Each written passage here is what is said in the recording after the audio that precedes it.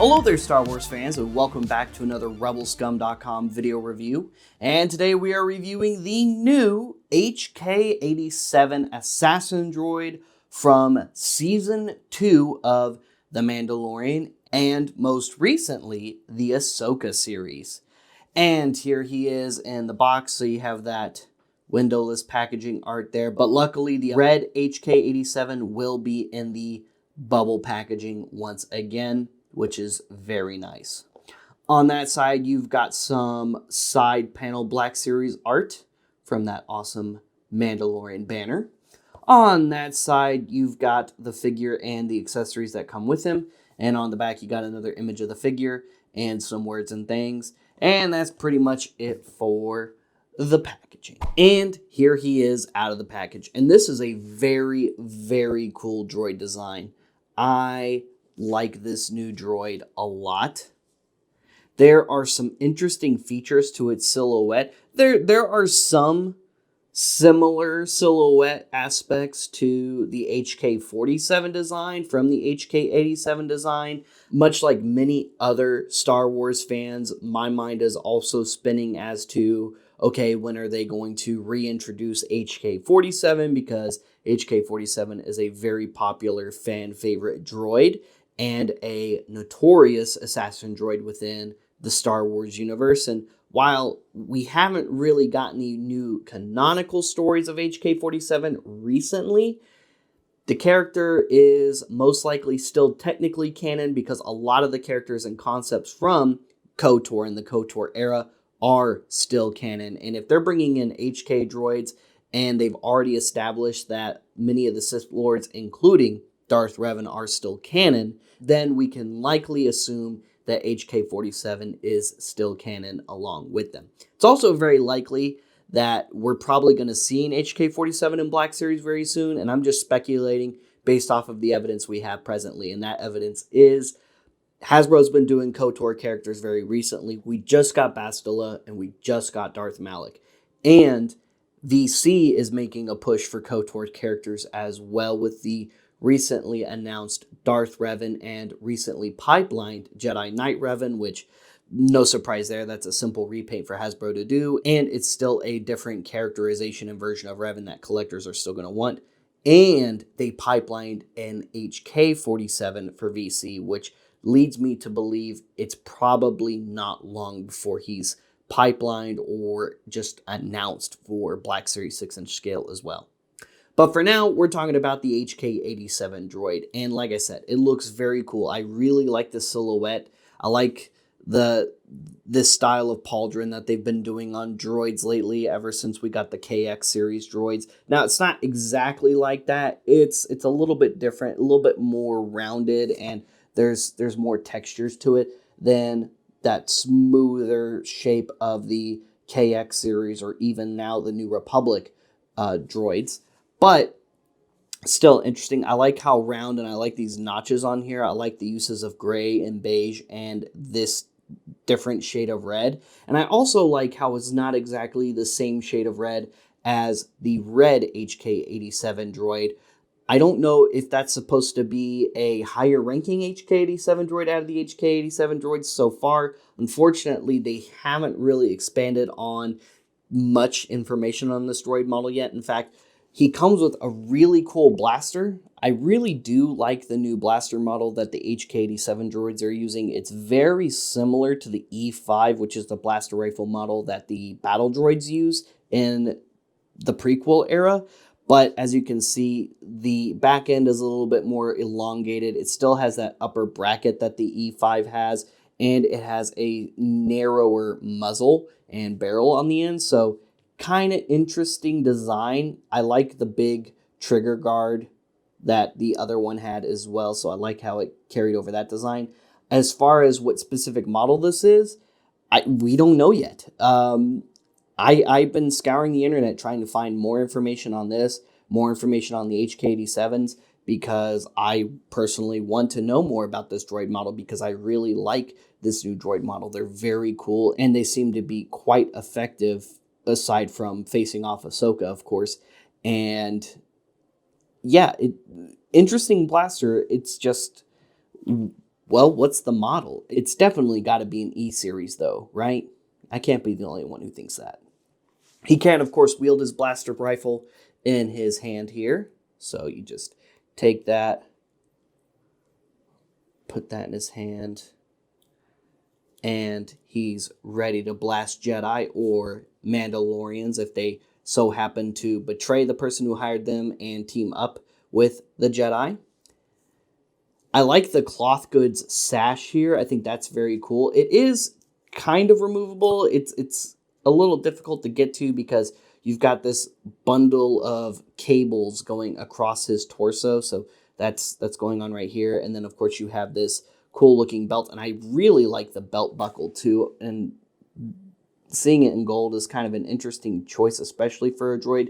But keep in mind, Morgan Elsbeth is a very wealthy individual. So it makes sense that the droids she would have guarding her or using as her own personal military force would be a little bit more regal in their adornments, which is why you get this cool sash / side cape thing going on and this nice little golden belt buckle on your droid.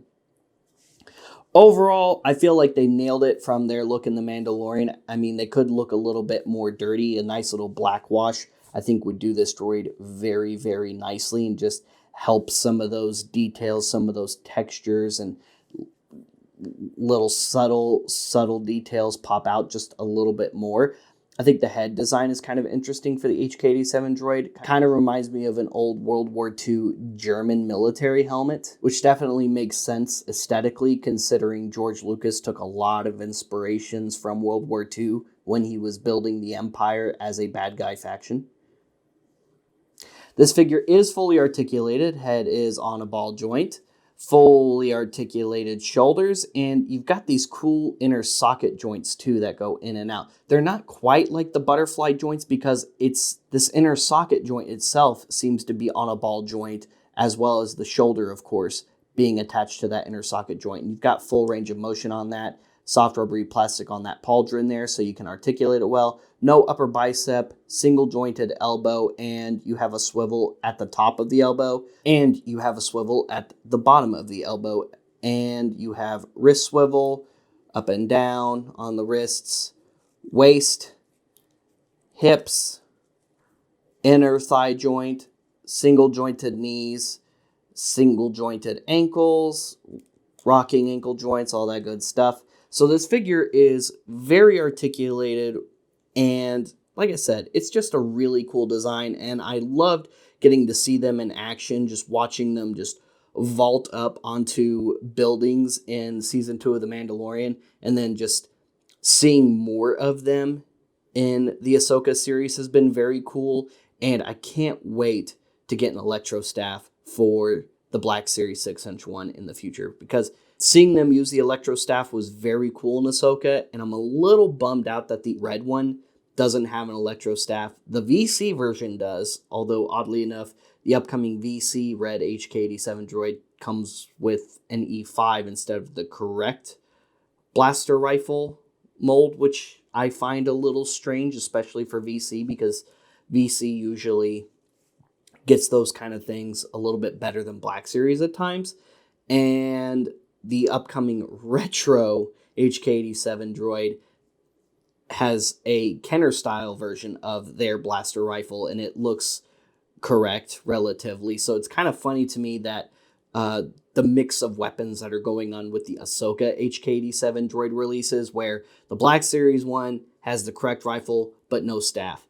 The VC one has the staff but the wrong rifle, and then the retro one is this paint job, and it has a relatively correct rifle, and I don't know. I just think that's kind of interesting to point out and just kind of funny to me. And real quick for comparison, here is an HK-87 droid next to Ahsoka, also from the Mandalorian packaging. So there we have Ahsoka from the episode she premiered in, next to the first appearance of an HK-87 assassin droid from Season 2 of The Mandalorian as well. And so you can see how they compare side by side. And once again, I think this is a very cool droid. Honestly, out of the new droids we've gotten from this new in-between era of Star Wars, The HK-87 is probably my favorite new droid model. I really like the Dark Troopers a lot. I thought they were very cool, incredibly formidable. And I also really like the New Republic security droid. It's a very cool droid design and incredibly underrated, in my opinion. A very underrated figure.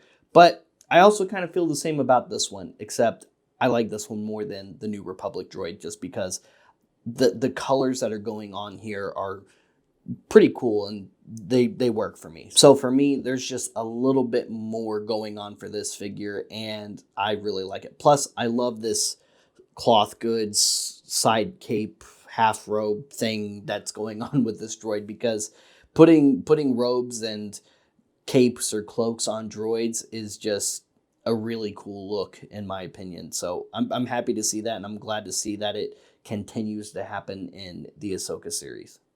Guys, thank you so much for tuning in to today's review featuring the new Black Series HK-87 droid from the Mandalorian packaging. Is this a droid that you were looking forward to since you saw it in Season 2 of the Mandalorian? Or did it get a lot cooler for you in the Ahsoka series? Or do you think Ahsoka just cuts through them a little bit too easily? I mean, to be fair, as tough as the Dark Troopers were, Luke made quick and easy work of them as well. So while these droids are very formidable for standard troops and in some unfortunate cases civilians against a Jedi or Force user or skilled warrior like a Mandalorian, well, they're not as tough as they could be.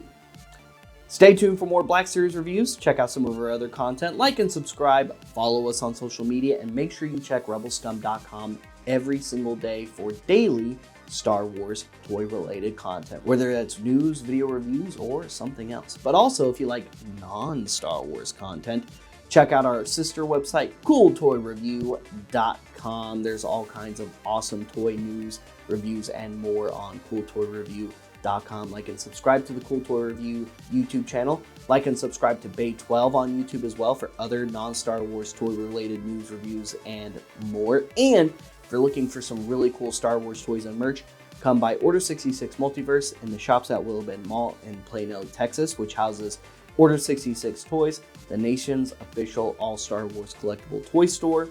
And in case you're not local, well, every Friday night they go live from the Order 66 Toys Facebook page at 7 p.m. Central Time, and they ship all around the world. We'll see you guys later. We'll see you another time. May the Force be with all of you. You Rebel Scum.